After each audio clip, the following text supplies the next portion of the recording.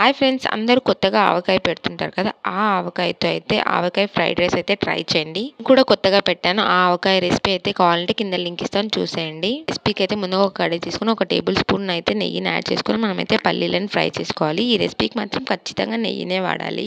ఎందుకంటే ఈ రెసిపీని నెయ్యితో చేస్తేనే టేస్ట్ చాలా బాగుంటుందన్నమాట. పల్లీలు వేగిన తర్వాత అయితే అదే ఆయిల్‌లో జీలకర్ర, ఆవాలు, శనగపాయలు, మినపకాయలు పోపు వేసుకొని అయితే మనం పోపును బాగా ఫ్రై చేసుకోవాలి. కొద్దిగా ఫ్రై అయిన తర్వాత అయితే మనం ఆవకాయ పికిల్ని అయితే ఇందులో వేసుకోవాలి. మీకు స్పైసీగా ఇష్టం ఉంటే కొంచెం ఆవకాయ పికిల్ని ఎక్కువ వేసుకోండి. ఇలా మీకు స్పైసీనెస్ ఇష్టం లేదంటే కొద్దిగా 1 టేబుల్ స్పూన్ తగ్గించుకొని వేసుకోండి. ఆవకాయ ఒక 2 మినిట్స్ నెయ్యిలో ఫ్రై అయిన తర్వాత అయితే మనం ముందుగానే ఉడికించి పెట్టుకున్న రైస్ అయితే వేసుకొని ఒకసారి బాగా మిక్స్ చేసుకోవాలన్నమాట. ఇలా మొత్తం ఆవకాయ రైస్ కి అయితే పట్టేసిన తర్వాత లాస్ట్‌లో కొద్దిగా నెయ్యిని అయితే యాడ్ చేసుకోవాలి. నెయ్యిని యాడ్ చేసుకొని అయితే మనం అయితే స్టవ్ ఆఫ్ చేసేయాలి. ఇలా ఆపి దింపే ముందరైతే మనం ముందుగా వేయించి పెట్టుకున్న పల్లీలను అయితే ఇందులో యాడ్ చేసుకొని సర్వ్ చేసుకుంటే మన టేస్టీ పికిల్ రైస్ అయితే రెడీ అయిపోతుంది. దీనికి కాంబినేషన్‌గా సైడ్ డిష్‌గా ఆమ్లెట్‌తో తింటే కూడా చాలా బాగుంటుంది. ట్రై చేయండి. ఇన్‌స్టెంట్‌గా లంచ్ బాక్స్ రెసిపీ కూడా బాగుంటుంది. వీడియో నచ్చితే లైక్ చేయండి, షేర్ చేయండి. Don't forget to subscribe to my channel.